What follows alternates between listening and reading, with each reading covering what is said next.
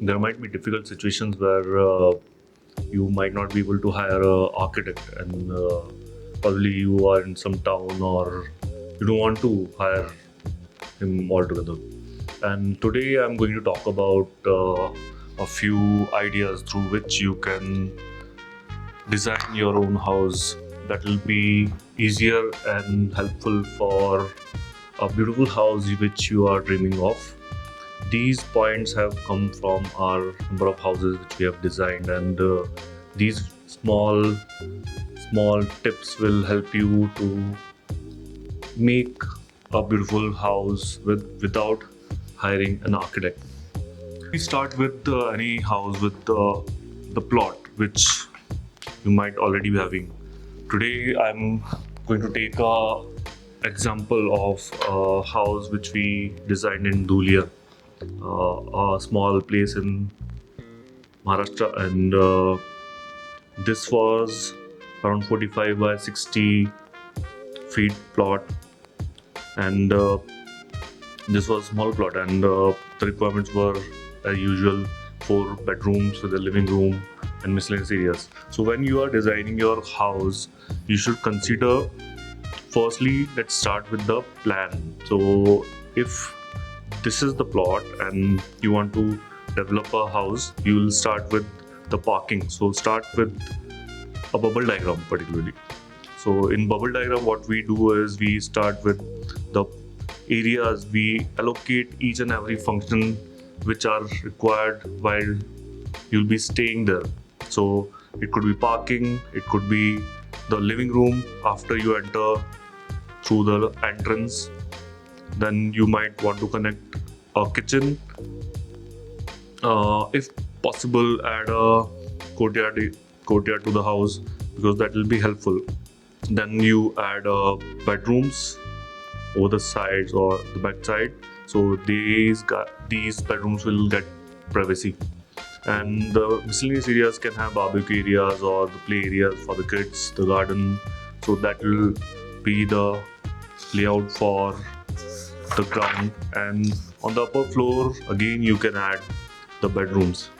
Here we had added 2 master bedrooms and 1 kids area with the staircase cut out in the living room, so the ground floor people can communicate with the first floor people without first floor people to need to come down and talk. With this, additionally, we had added a terrace, and this is the stage 1 where you conclude the layouting. So idea is to understand which function you want to connect with which area, and that concludes the first step of designing your own house.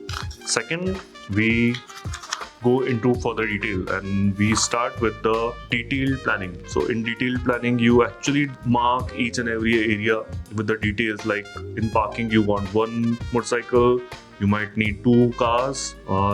As per Vastu, you might need entrance with the direction, then the living room, a huge living room probably, and then the kitchen with the store area. So in Indian houses, a few areas are very important. Whether it could be storeroom, which is directly connected to the kitchen, which also be called as pantry. Second, it could be the puja area, which is again very essential in designing a house. Third, you might need a walk-in wardrobe along with the toilet. So your wardrobe area is hidden from the bedroom area.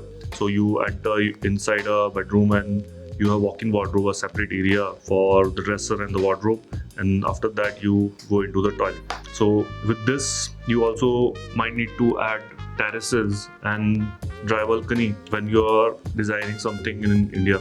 And these areas are very helpful because there are 2 separate kind of areas. One is public area where people will come from outside and we might look at some mismanaged stuff many times, and the other is private area where you have bedrooms and you don't want the guests to visit. So we plan, you can make these kind of plans where the circulation, the staircase is visible, and how you want the bedrooms and areas to be connected through passages. So this way you can develop the plan.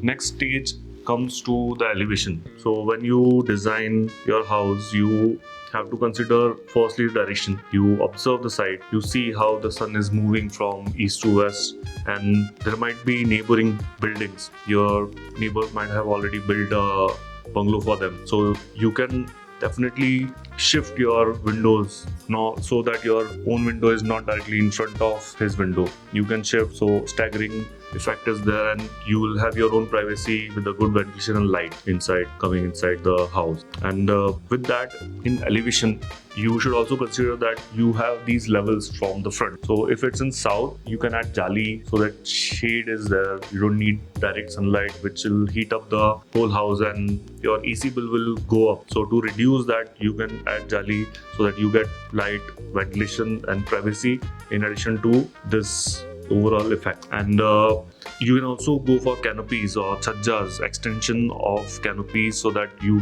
always get shades in the south direction. Or you can also go for the elevation. So if you are in designing your elevation, consider that you make it interesting with variation. So variation makes the bungalow design interesting, and that is one of the key factors through which architects design these beautiful buildings.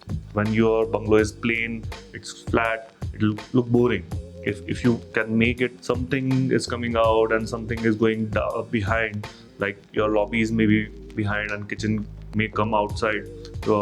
It may come further towards you when you're standing on the road. So that makes the house interesting. And these levels in the facade or the elevation, that makes it interesting. In addition to that, try to make the windows in proportion. Whether it's square, it's easy. So the overall elevation will look interesting if your windows are quite in scale and in proportion. After considering your elevations, I'll request you to understand the section. So next step comes as the section, the height. I'll never design a bungalow of 9 feet floor to floor height. Rather than that, go for 12 feet, 14 feet, as much as you can, so that you have good ceiling height, because bungalow should have its own luxury, its own beauty when you are staying there. So even if you add false ceiling or the overall roofing to the bedrooms or the living room, so that double height effect should be, you should be able to feel that. After section, you give your general drawings to the contractor. So design wise or the color and visual identity wise, I'll suggest that you go for any of gray or muted color like beige or tone of brown in lighter shade. So only one color. Don't go for blue, green, yellow, because that will make the house look cheap. Rather than that, go very subtle, because you might have, as a color psychology, you might have red car and green plants are going to be there outside. You might have some different elements, some antenna which will be there for Airtel or some other brand. So you should keep your house in the color in a very neutral tone. That will make it neat, it will be a landmark, and it will make it interesting. In addition to that, you can also add a pergola in front, so that when the sun is moving, your pergola will give nice shadow, and it will make your house look beautiful. If you have any queries regarding how to design your house further, you can ask us in our comment section. And if you are not subscribed to our channel Ogling Inches, please do subscribe, because we are coming up with some more interesting ideas of architecture and interior design. I'll be seeing you in the next video.